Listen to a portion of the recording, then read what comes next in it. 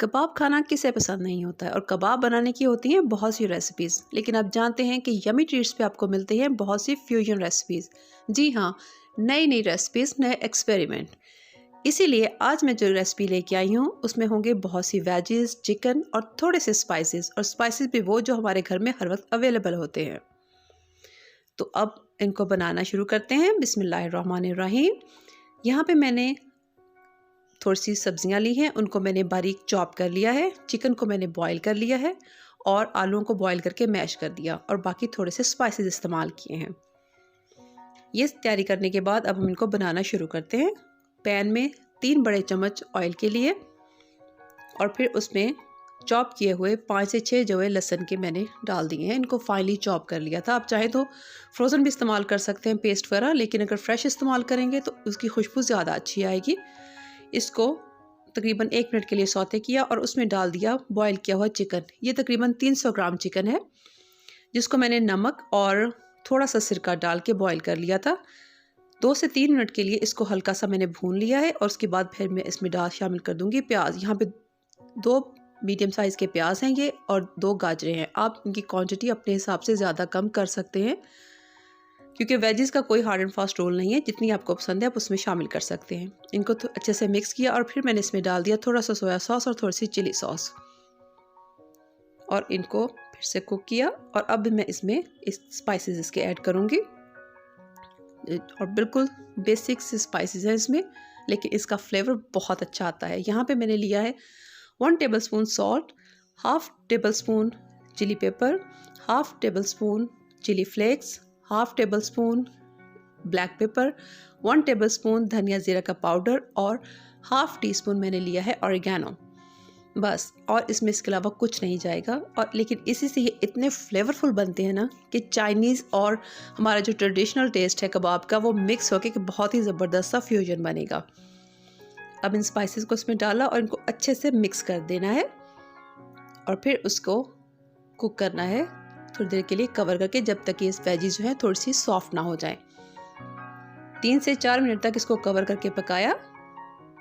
ये देखिए, ये ऑलमोस्ट डन हो चुकी हैं।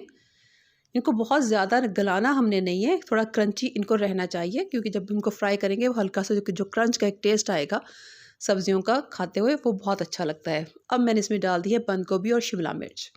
इसको भी मैंने छोटे क्यूब्स में ही काटा हुआ है।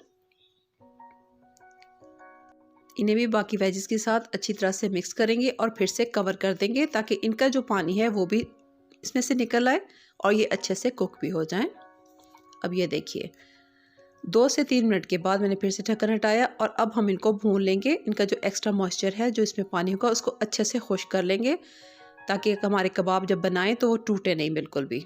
अब इसको अच्छे से पका के हमने इनको रख देना है ठंडा होने के लिए। जब ये बिल्कुल ठंडे हो जाएंगे तो फिर हम इनका आगे का प्रोसीजर करेंगे। यहाँ पे वेजेस जो है हमारी ये बिल्कुल ठंडी हो चुकी हैं। अब मैं इसमें डालूंगी बॉयल किए हुए आलू, जिनको मैंने मैश कर लिया था। क्वांटिटी आप अपनी मर्ज़ी से ज़्यादा या कम कर सकते हैं, मैं आपको पहले भी ये चीज़ बता चुकी हूँ। अब इसको अच्छे से मिक्स कर देना है, और यूँ हमारा ये बहुत अच्छा सा मसाला कबाब का तैयार हो गया है। हाथों को थोड़ा सा ऑयल लगाया और इसको अच्छे से कबाब की शेप दे दी। मैं थोड़े से ओवल शेप में बना रही हूँ। आप चाहें तो इसको राउंड शेप में भी बना सकते हैं, चाहे तो इसको कबाब की तरह थोड़े लंबे शेप में भी बना सकते हैं, स्टिक्स की तरह भी, वो आपकी मर्ज़ी पे डिपेंड करता है। इस तरह से ये सारे मैंने कबाब बना लिए हैं।